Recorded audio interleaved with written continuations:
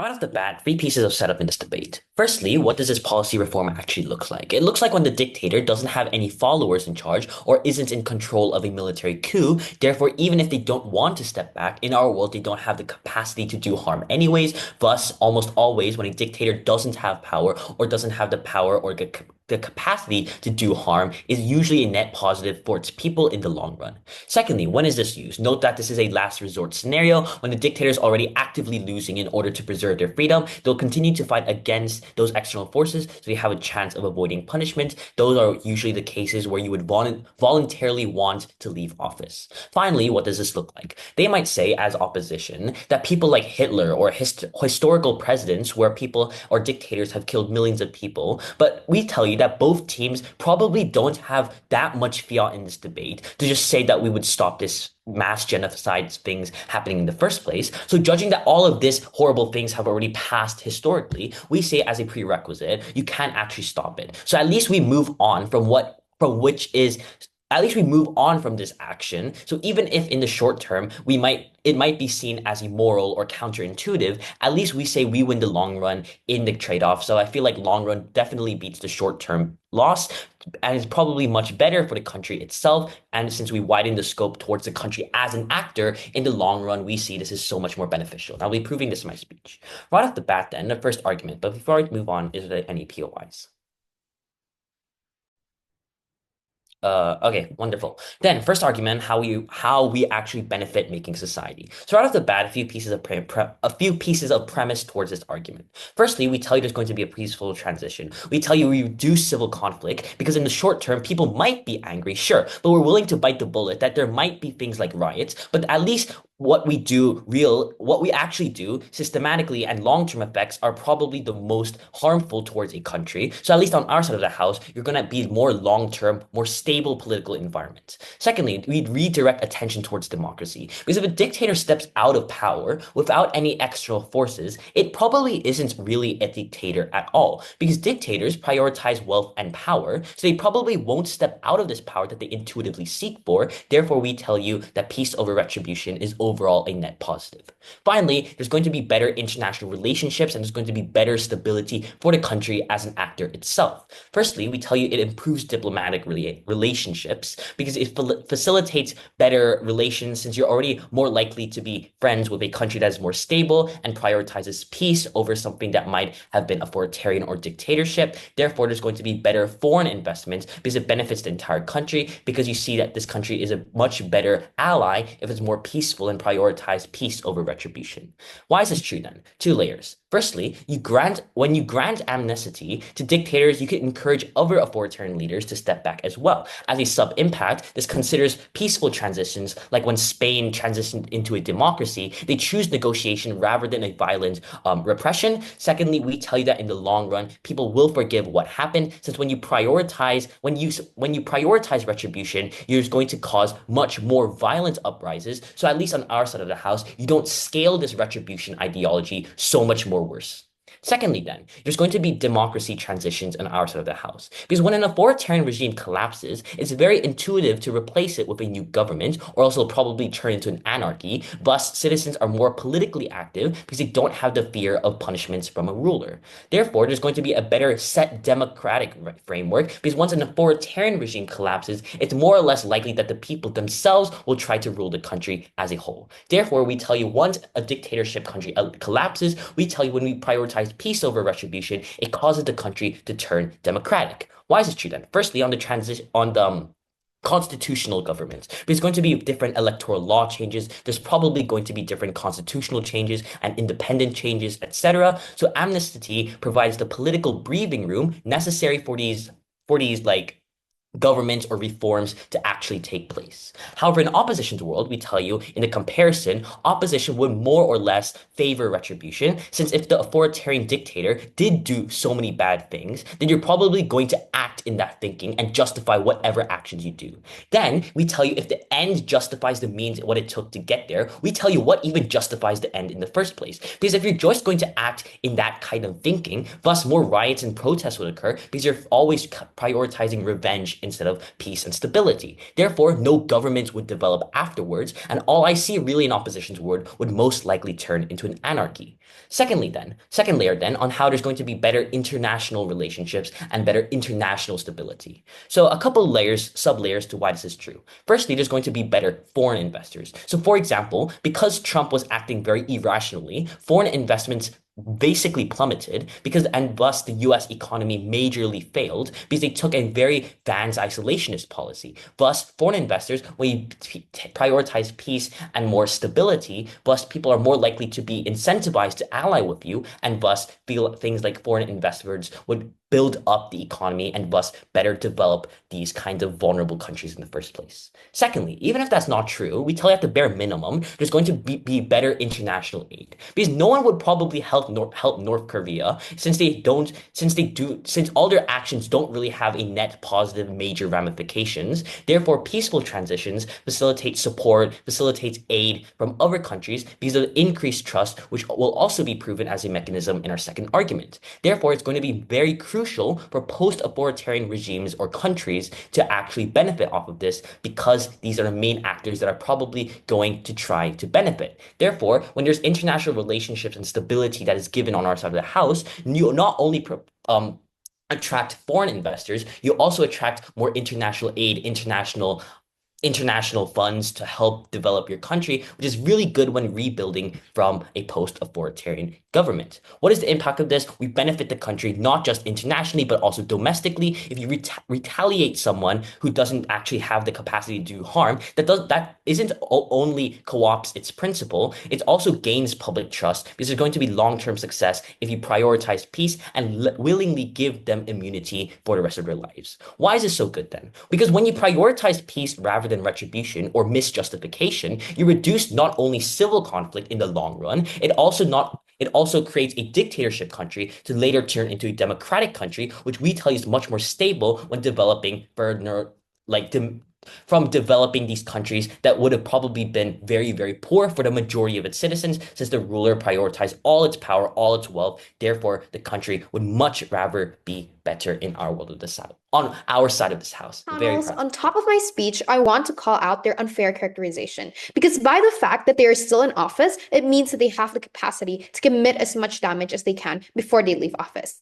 This is exactly why treating them with justice and not unfair amnesty is literally so bad. I have 3 points of it's literally so good in the first place, right? I have 3 points of clarification then under this speech. Firstly, let's truly frame this debate under 2 grounds because proposition failed to do so. Firstly, how does granting amnesty look like? Granting amnesty is the act of forgiving people for certain offenses they did. This includes any type of offenses, whether it is actually incredibly impactful or minimal. It is the act where you eradicate consequences, such as things like prosecution, at which dictators could run away from these punishments, even if they have done massive harms to their society. We think that this is how propositions will look like in this debate. And we think that the actor who will most likely grant this amnesty in this case would be like international councils such as UNSC or EU and etc. Or it can be the government themselves under the new president. More on why this has incredibly big impacts in my second argument later on. But 2, who are dictators in this case? Who are we talking about in this debate, right? And let's just make this characterization clear because proposition puts far too much faith in people who have proven to be ruthless and uncaring for the citizens, right? Even if they make superficial policies to try to help them. I think both sides have to agree that these dictators were the ones who made orders to do horrible things against their opponents. The concession that both sides have to make is then dictators are simply antagonists in this debate, right? But 2, let me picture then to you how bad dictators are in the first place, which also further justifies why we still want to impose things like consequences on them and oppose the idea of granting amnesty, right? Firstly, they're known for abusing power, suppressing freedoms, and actually committing those widespread human violations, right? Where they use things like force, fear, and violence to maintain control, often actually eliminating those political oppositions to things like torture or execution. But 2, they tend to actually suppress things like freedom of speech, censor the media, and manipulate the legal system to remain in power. But 3, they frequently exploit national resources for their personal gain, leading to things like economic collapse and widespread poverty. But 4, their regimes tend to result in a huge massive sufferings and deaths of millions, i.e., genocides, military repression, leaving a legacy of injustice and trauma for their people. Thus, I think propositions written in this debate then is to prove why, given dictators massive amounts of crimes or unjustified or illicit acts that they did already, and it is still actually okay for them to run away from the consequences, in a sense that you actually grant them amnesty or forgiveness, where they won't be subject to any sort of like punishment, right? So their burden of proof is to prove why they create a better world as a whole, in terms of like pushing for the betterment for the country and its citizens. And thirdly, a quick heads up in this debate that leaving the office does not eradicate the harms or atrocities that dictators have done in the past. So that proposition cannot come up into this debate and tell you that, oh, they left the office already and actually it's enough to cater to the citizens' loss and etc. Because the impact on proposition here is simple. You don't serve justice for any of the victims' family. You don't uphold the idea of things like accountability. And most importantly, you don't protect society as a whole. Thus, our stance in this debate is clear. There has to be no sorts of forgiveness to these extremely bad actors. You should not negotiate with dictators who have left a huge mess within society. The only way to serve justice and ensure like accountability and betterment for the country is through the existence of punishment. So what is the counterfactual under our side then? Under our side, we would treat and engage with dictators in a just and proportional way where we won't be giving them any favorable conditions like amnesty. So we think that we will give them consequences that they deserve in the first place because of how much harm they actually did. And note that we're not saying that our counterfactual is something that's perfect in this debate, and there will be definitely a response from the dictator, let's say, but then we can actually mitigate it without having to give them like leverage to amnesty in the first place. And lastly, essentially living on proposition would just bring in more of these types of dictators within the political system as you lessen or actually loosen the consequences that exist in the very first place. I will extend this on my substantive later on, right? But then the first point I told you was that, oh, it actually encourages other authoritarian leaders to step down as well. But what they have to note here is the fact that many dictators hold power through fear and control, and amnesty does not change their behavior. Instead, it basically emboldens them and promote things like impunity and rewarding those bad behaviors, incentivizing those bad things, right? And like literally, history shows how like dictators often resist stepping down, even when like offered immunity, as seen with leaders like in the past, right? So the focus here should be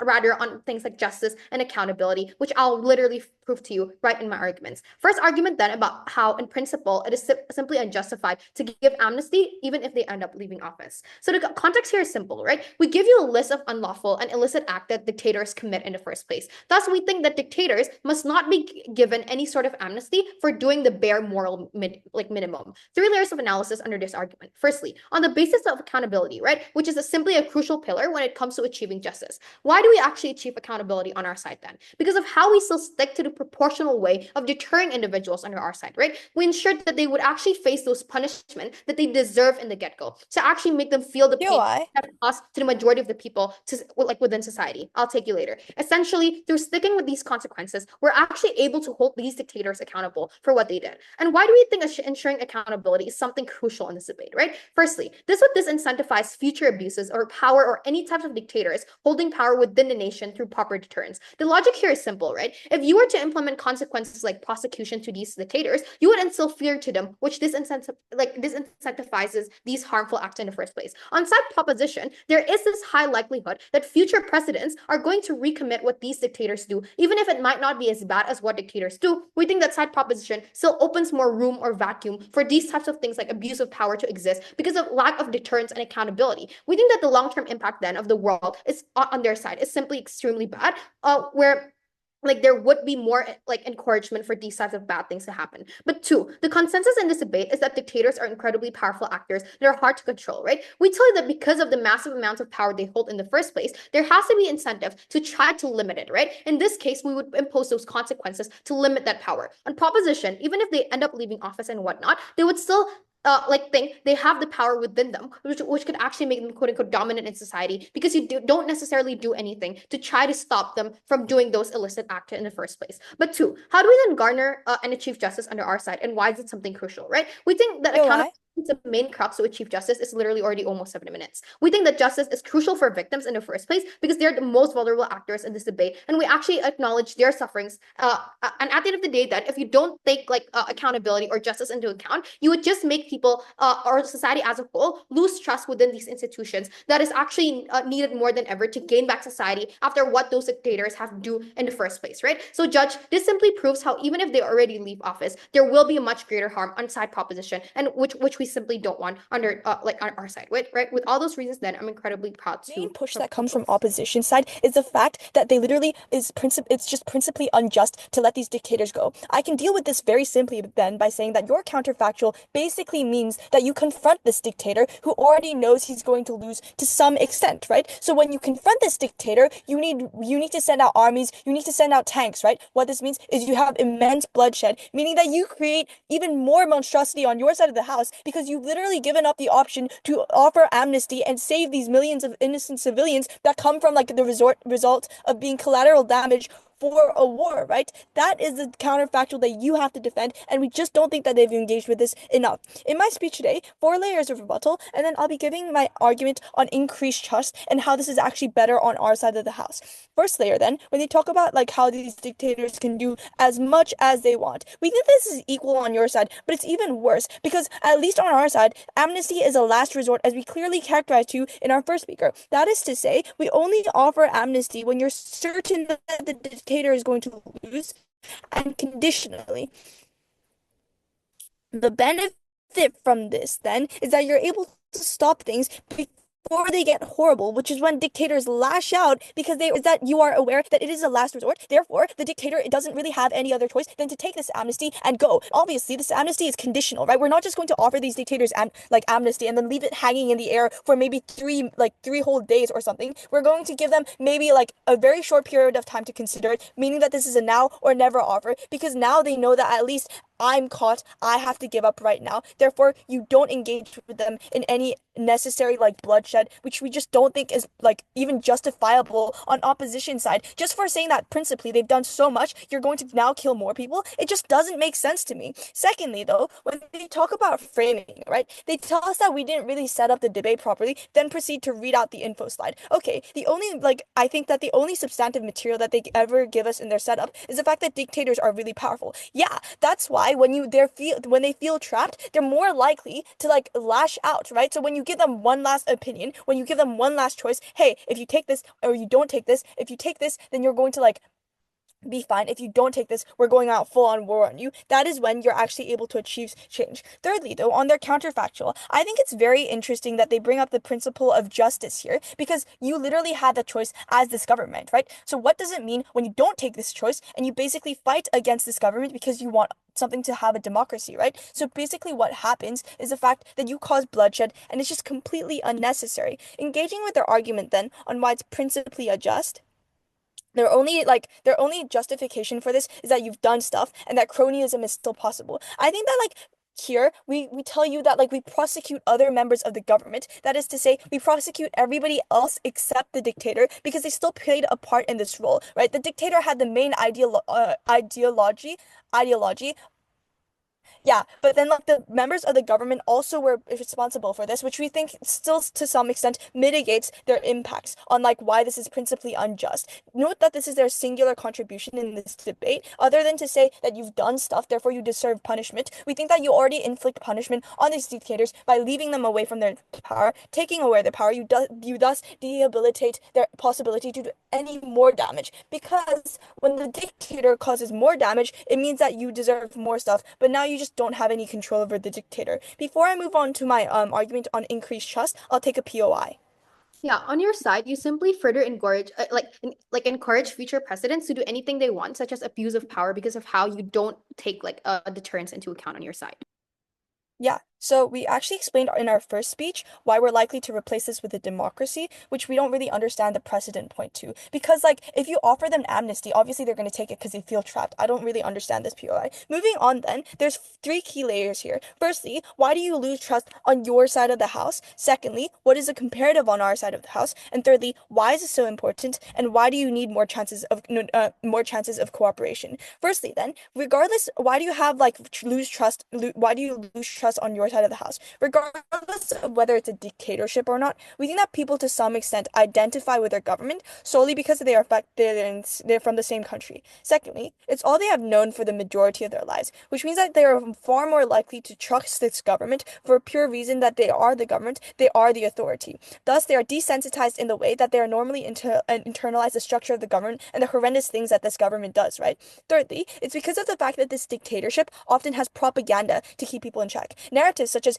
temporary pain for the greater good or sacrificing yourself for the community are especially prominent. Thus, you necessarily believe that these values in which you have lived your entire life remains protected by only your government. Thus, you attack these governments. It means that you are directly calling war upon every single citizen of that country. This means that firstly, people themselves don't think of you as their saviors. You majorly lose their trust, which allows for easier division. Secondly, you have to invoke actual war upon these people, meaning that you literally have to send out weaponry, army, etc., to their country to directly clash against their own military. The result of this is very simple then, because it means that people die fighting for their country, which the dictatorship is then able to blame things solely on you, the invading country, which unites people against you. This means, regardless of how much of a good government you have afterwards, it means that people inherently won't trust you, which means that democracy falls apart almost immediately at the end of the day. Secondly, layer though, what is the comparative on our side of the house? We take care of all these problems very simply because of the fact that you're not directly attacking their own soldiers, which is almost always someone's father, son, or husband. By allowing dictators to seize the opportunity to pump another propaganda blast, we are actually able to assure that people trust you more, meaning that democracy is more stable inherently because of the fact that they don't view it as a white man's conquest to invade their land once again. So why is this important then, and why do you need more chances of cooperation? Once you put in systems that allow the country to run on democracy, you watch how it goes for a while and then you leave. This doesn't happen on side of opposition because you're literally delayed by the fact that people hate you. Secondly, the spillover then is that democracy is viewed as an attempt at colonialism by the white man. That is to say, they are much likely less trusting of the Western world, which is the most willing and able to stabilize most countries democratically. If you're a dictatorship, you likely don't have a good economy, nor do you have especially good trade relations, which we uniquely get on our side. Thirdly, democracy is so important for this country. Why? Because you've been systematically oppressed for a really long time. You need time to recover. But moreover, you need representation for people. They need to learn straight away how to do things for themselves, to elect governments that are actually able to take care of major issues. For example, agricultural distribution. It means that you're better able to be independent, which allows people to feel pride in their country. The impact is you're faster able to stabilize, so you're able to stop people from starving to death. For those reasons, stand on proposition. I find it extremely ironic that their mechanism is replacing it with democracy. Because one, the fact that democracy will only happen when justice is served, they never prove to you how they will actually achieve justice for the victims that has been their rights been taken away by those dictatorships. So I'm questioning how democracy will even be a solution to begin with. You allow dictators to escape accountability on their side through amnesty, which undermines the very democratic principles that the society on their side is trying to build. Two, note that in order for their idea of democracy to work, they need to provide a likelihood of this to happen, which we do not get from their first speech. Secondly, what are the exclusive benefits that we tell you in this debate then? It's simple. You instill the narrative that leaders can abuse that power without having any consequences, because then they can just grant amnesty for these people. You push for more illicit acts to happen and their democracy mechanism does not work. So judge, this still stands, and that B, we get better accountability and deterrence, and C, also better justice for victims. We think that the harm that happens on their side is larger in the long run because you don't actually give a sense of closure to these victims and etc. There are two contributions in my speech. One, I'll answer the question on whether under proposition a country will soon be able to achieve long-term sustainability and peace before moving on to our third and final piece of substantive about how their side harms a country's international reputation and relations, which is also what clashes with their argument, right? First clash, they gave us 3 points. One, they get long-term sustainability. Two, they encourage other authoritarian leaders to step down as well. Thirdly, they're prioritizing peace is much better than retribution. Look, note that long-term sustainability and peace is unlikely going to be achieved anyway under side proposition. Two layers why we think this is so. One, on the level of the citizens within the country. we think that you get much more lack of trust in governments, in the sense that citizens are going to lose trust in their government if they perceive that justice is not being served towards them, that their rights is not actually trying to be solved, right? Because note that when citizens see that their country's letting these dictators who have taken away their rights to freedom in the first place, and also like exacerbate that issue by further incentivizing more authoritarian leaders to get away from that accountability, this is what leads to worse off tensions and political conflict within that country. Note that under proposition, these unresolved grievances is actually just going to manifest into just social unrest, which just undermines the long-term stability and security that they claim they're going to get. Secondly, internationally, you get diminished global cooperation, which makes your country more unsustainable because countries under proposition has to grapple with the implications of those bad precedents that they make, which impacts their ability to cooperate with other countries on human rights issues in councils like the UN, for example, which I'll be elaborating in extension. So we've proven to you why increased trust and long-term sustainability is unlikely going to occur, Hear why? as well as democracy in the first place. I'll take you later. Moving on to the extension then on how their side harms a country's international reputation and relationships. There are a few layers of analysis under this claim. One, why is international relations so important to be talked about in this debate, and why is a good reputation of a country so crucial to be maintained in the first place? Threefold on how it benefits a country. For just the overall security and stability of your country, in the sense that countries oftentimes have to collaborate on defense and like crisis management. We tell you then that countries with more positive reputations are more likely to receive that support during crises like natural disasters or conflicts. But also B, and more importantly, in order for a country to actually thrive, we think you also need diplomatic influence, like having a voice to represent the needs and well-being of your citizens by being able to influence international norms and policies. But C, and even more importantly, we think that also in human rights and development, where it's more likely that nations that maintain that positive international standing are often in a better position to advocate for human rights, both domestically and internationally. So further, they're also more likely to receive that development, like those aids and support from other like organizations. Hear why? Yeah, I'll take that point. Can you actually explain why your counterfactual is better? Because I think that you necessarily spread unnecessary bloodshed, right? We think that bloodshed is even more exacerbated under your side because then like people are just going to view these governments as incapable of like putting these dictators like accountable for their actions when people see that their rights are not actually being solved, that like the government actually chooses to let a dictator that has taken away these citizens' rights to just be free from any sense of like accountability. That's when like the most highest like level of like unrest is actually going to occur under your side. Moving on to the second layer on why it's unlikely for proposition to achieve these things like diplomatic relations then. Note that this layer is what clashes with their argument on better relations. Note that the moment you give these dictators amnesty, there's going to be a perception of impunity in the sense that it sends a message to other nations that serious crimes, particularly human rights violations, can go unpunished under their side, i.e., dictators often do not abide by the procedures of the law. They use their position to control citizens through things that they need, they want, or fear, thus taking away these people's rights to feel safe or do things like free speech. The outcome from this is that this perception of impunity damages that whole country's credibility as they've seen as unwilling or incapable to hold leaders accountable for their actions. This is very imperative, panels, because understand that it affects their future stand in things like having a say in the UN or just on diplomatic and human rights influence overall. Because if your country undermines that prioritizing human rights to justice and accountability, and you to begin with, and you let like these dictators just run away without being accountable, that means that other countries are also going to view these governments as betraying that exact principles to even be granted a position in those types of councils. To give you an example, for example, like the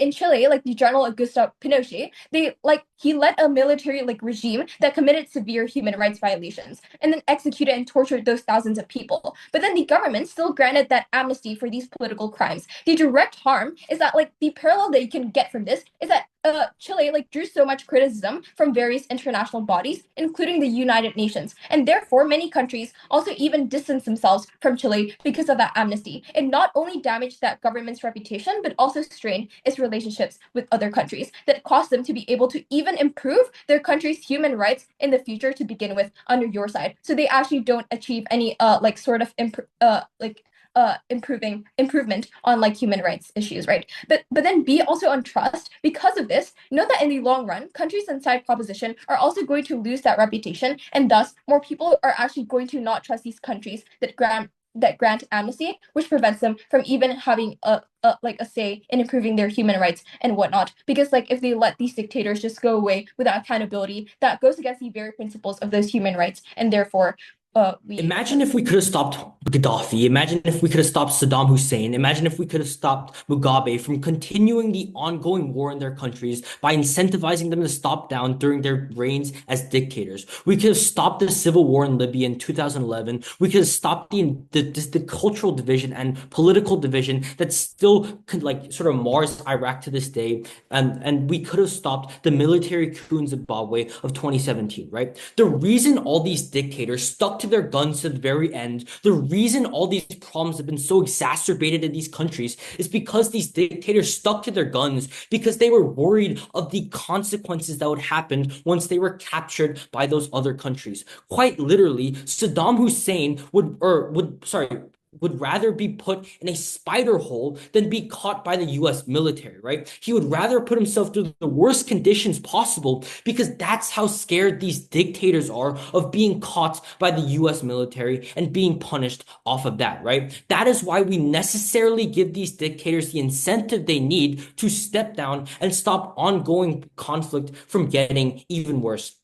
Before I get into the rest of my speech, some brief rebuttals, right? First off, responding to opposition's push on how their side uniquely pushes back against dictators, a couple layers of responses to this. First off, dictators are never worried of the prospect of getting sort of like kidnapped or taken by the US government when they step into office, right? Much rather, they're concerned by other thoughts beyond that, right? They're concerned by literally getting assassinated, right? So I think at the beginning of their reign, the larger concern for them is not like being caught by the US government, it's things beyond that, right? That's why I necessarily don't think that amnesty is something that tips the scales for these dictators, something that necessarily makes these dictators feel more empowered and feel like they have the chance to be dictators a lot more frequently, right? But note that the delta for dictators actually coming in the first place is instability, right? So I think the thing we need to prove to you across the board is that we have more stability, which means that there's less chances for dictators to come through, which I'll prove later in my speech, right?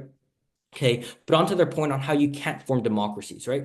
I think that's largely unfair and uncharitable because I think it's largely going to be the wish of the people for those democracies to be in place insofar that they just escaped a dictator, right? Also, it's frequently of the action of international bodies to help form those democracies in the first place. It's something the US frequently does, it's something the UN frequently does, meaning that these democracies are highly likely to be in place. They can't just make that assertion and get away with it, right? But onto my clashes. Onto the first clash of which world leads to more fighting, which world leads to more death. I think this is clearly side proposition insofar that we give these dictators an active incentive to stop fighting, to stop wars. I think at the point at which we do so, that's when you stop people from dying. And I think this is the largest impact within today's debate because it outshines any principle on keeping up fairness and it outshines anything else because you're making sure these people have the most important right of them all, the right to live, right? Making sure you have justice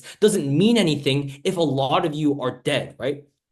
Okay, on to the next point in which world do people feel cared about more, right? On opposition, they sort of talk about how, oh, we're going to bring justice to these people, right? Okay, our response to this, and I think we outweigh them on the fact that the more proximate harm to these people is actually avoiding this idea of death, right? I think that outshines them, not feeling disenfranchised or not feeling cheated by the system, right? But furthermore, in the long term, I think that just the fact that we're able to set up a democracy in our world, given that we get more buy-in from people who believed in the previous dictator, I think that means that people feel more cared about in our world as well on that level because they feel like they have a system of government that actually reflects and takes in their beliefs, right? What this necessarily means is that it gets rid of their feelings of injustice, right? It makes sure that these people don't no longer feel like they've been cheated out of something. It makes sure that these people feel good about themselves, right? But onto this point on like which side is more principally just, right? Okay, I think it's clearly side proposition for the following reasons, right? First off, I think the fundamental reason as to why we are principally more just is because we protect the rights of more people and we to protect the greater rights. What I mean by this is your right to live isn't overshadowed by your right to not feel cheated, right? I think your right to live stands as the supreme right to them all, insofar that we prove to you that we actually maintain that these people have this right to live. That's when we take this clash. And insofar that these people actually feel cared about by the democracies that are subsequently put in place, that's at the point at which we take this clash, right? Okay, but now onto the most important clash of today's debate, which is which side recovers better from the war. Side opposition's brief, like sort of argumentation on this is that people won't trust the government because the dictator hasn't been served justice. A couple of problems with this, right? I think a better world and a world in which people are more likely to buy in is when that dictator has a healthy abdication from reign, which means that the people who were once in support of that dictator can then be like fairly translated into a democracy. But second off, I think in this case, I think it's much better that like, people are actually convinced by the current office and things like that, right?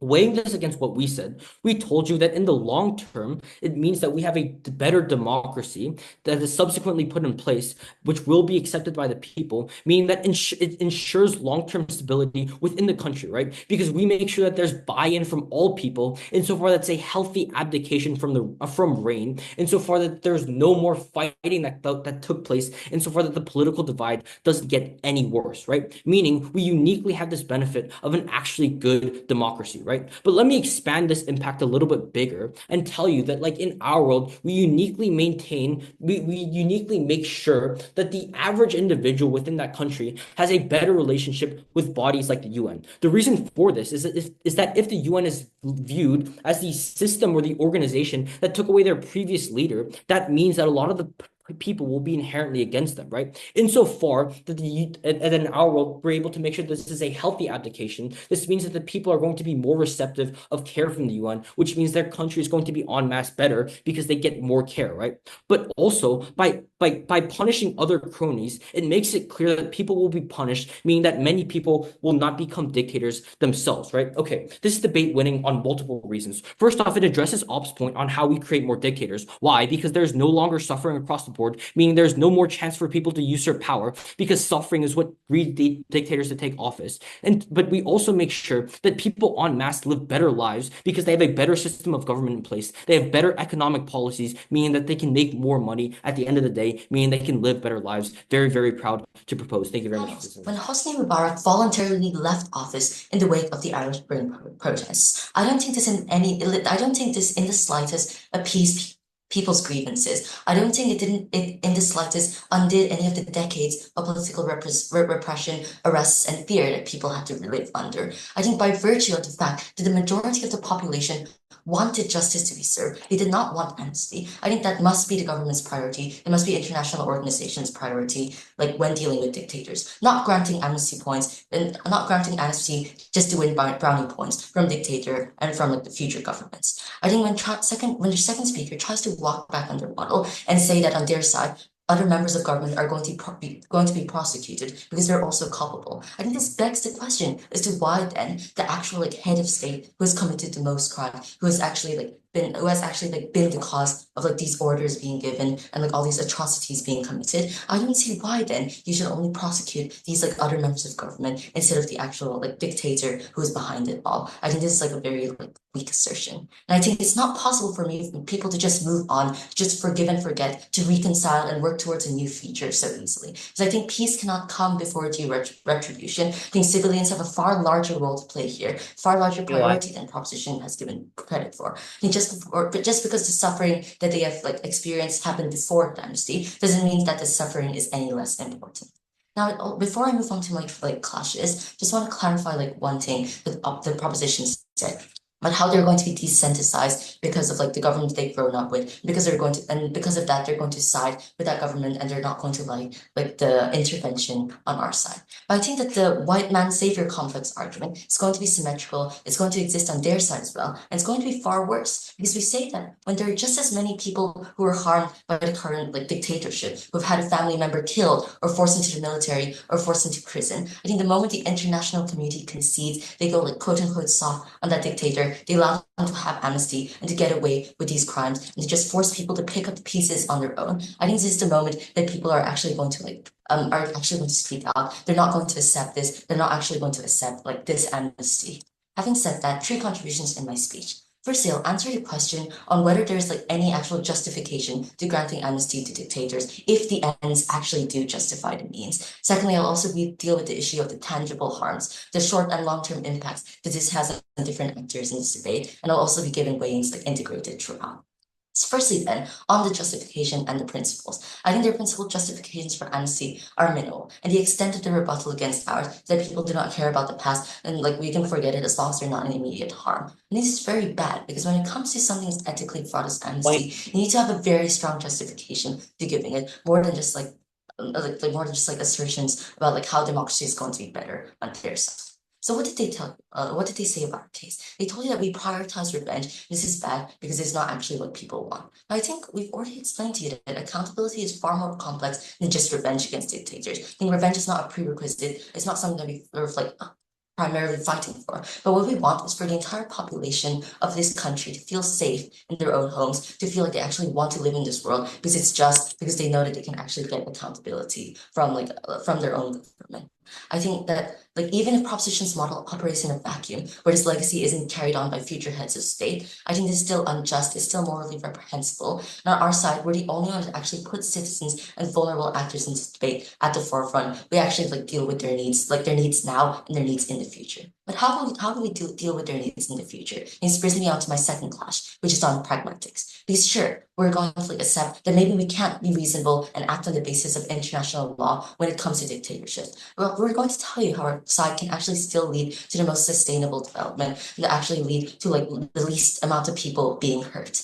So what did Proposition tell you? In their second, they tell you that because international organizations push a choice onto dictators, they're going to feel trapped, they're going to willingly take the option of amnesty for the sake of preserving their lives. I think given our characterization of the nature of dictators, which they themselves agreed with, we tell you that dictators are ruthless, they're power hungry, they're adamant about maintaining power. I think they're more likely going to see this as a form of leverage, as a sign that international governments are conceding to them, are actually like in a weaker position. And I think this is actually going to give them more justification to continue like harming civilians and holding on to the what little power they have. This is going to cause far more violence like in the future.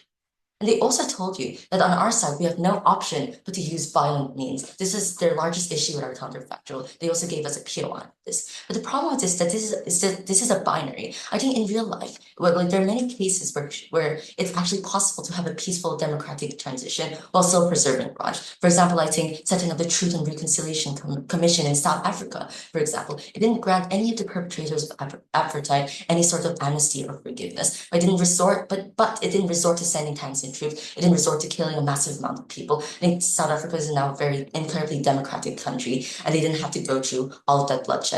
Proposition said was inevitable on our side. This also relates to the point on a stable transition that they say is going to happen on their side. This is one of their major winning points. But I think without any guarantee that the rule of law is going to be upheld in that country, 3 things are likely to happen. Firstly, people are not going to have any faith in the new government. And they have a good reason to not have faith because of the impunity that you grant future leaders. They're likely to turn into dictators. They're likely to not see human rights as important because they can actually get away with it with the get out of jail free card that is amnesty. Secondly, I tell you that the risk of anarchy or power struggles is going to be exacerbated exactly because of the lack of faith in the government and like the feelings that people have that they need to take matters into their own hands. And thirdly, we're going to tell you that democracy is going to be maimed for the future of the country, both in the short term and the long run. Why? Because politicians are going to be able to evade accountability on their side. Victims are not going to get any sense of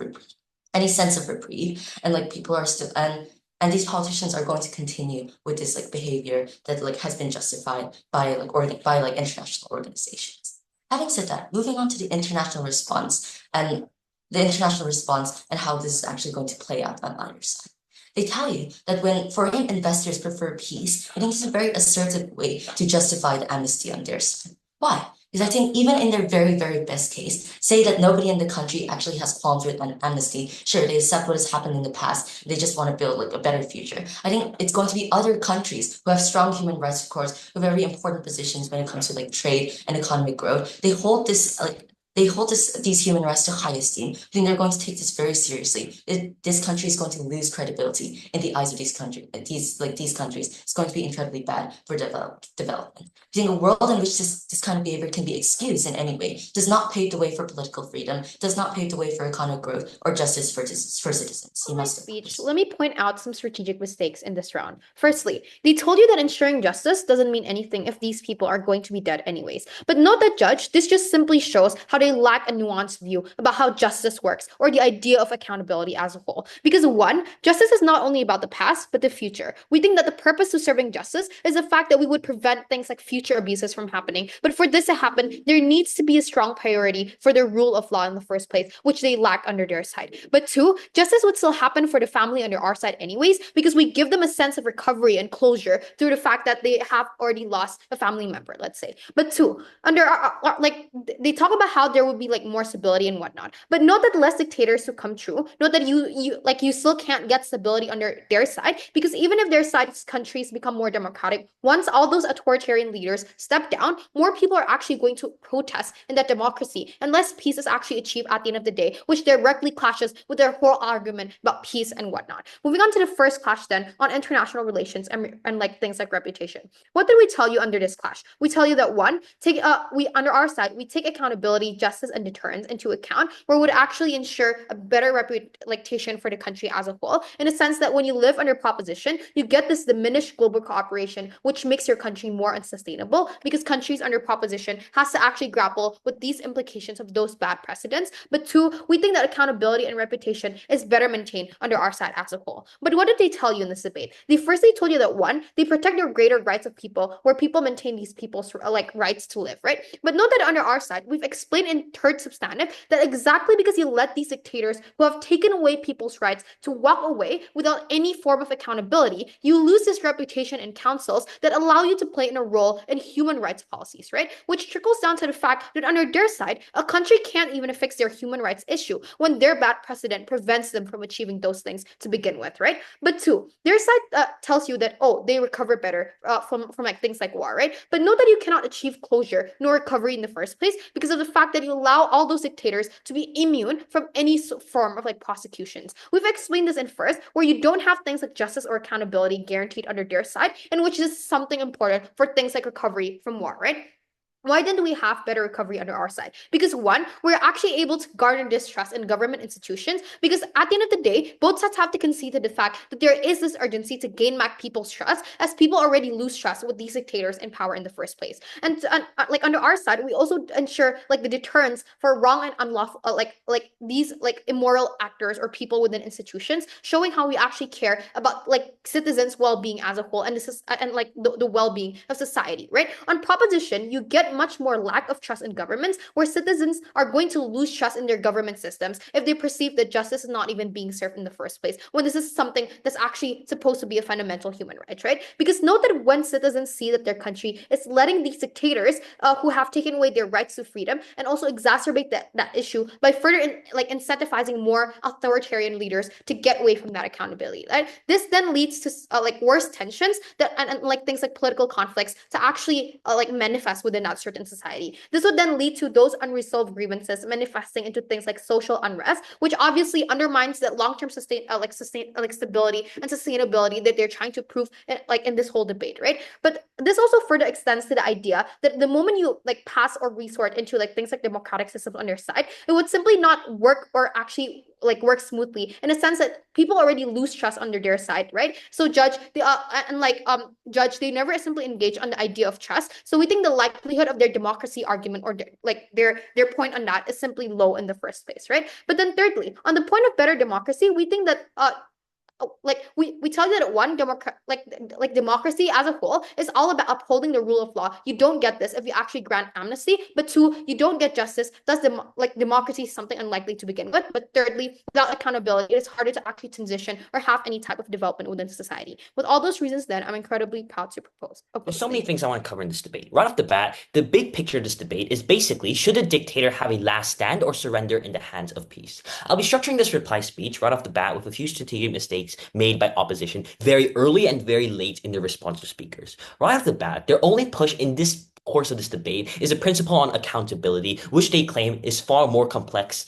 than practical outcomes. Firstly, it's already very hard to prove in the delta to prove a principle argument in a policy motion. So how does this affect the course of this debate? Because their only mechanism to prove this accountability push is how dictators are killed many people and thus should be paid for it.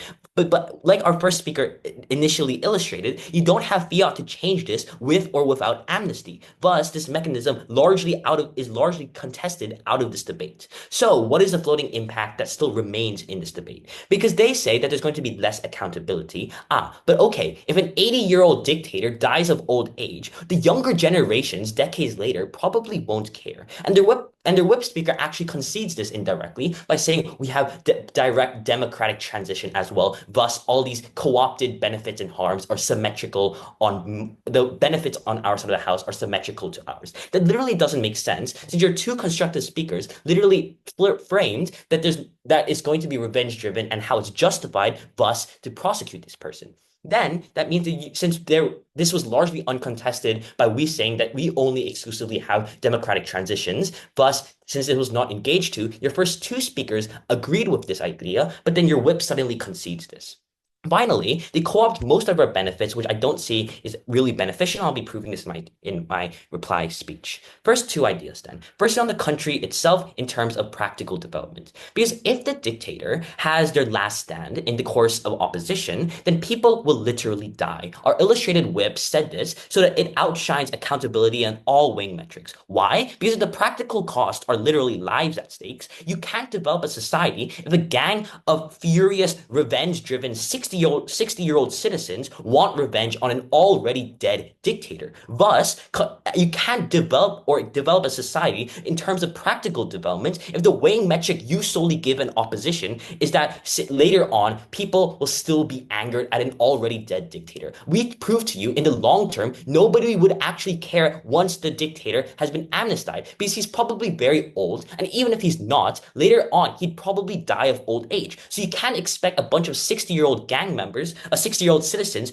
making a gang to revenge on the already dead dictator. That doesn't really make sense. But even if you don't buy that, Judge, we tell you we win the idea on how we benefit the country itself in terms of government development. In terms of relationships, we clearly win because we tell you by YEONSEO in our second speech that we give more trust. So if opposition's country is viewed as a revenge-driven, short-termist, actionist country, what if, as an ally, you angered them? Then no one would engage with you in any way because no one would want to be your ally if you're only revenge-driven to the dictator who's already dead. So no one would want to be your ally. Thus, opposition loses the grounds of investments, funds, etc. for the development of their country. Because if you're revenge-driven and and you prove that in the long term, you're going to continue to be revenge-driven, and thus you suddenly justify this principle, then no one would want to be your ally in terms of international relations because no one would actually trust you. Because if you're going to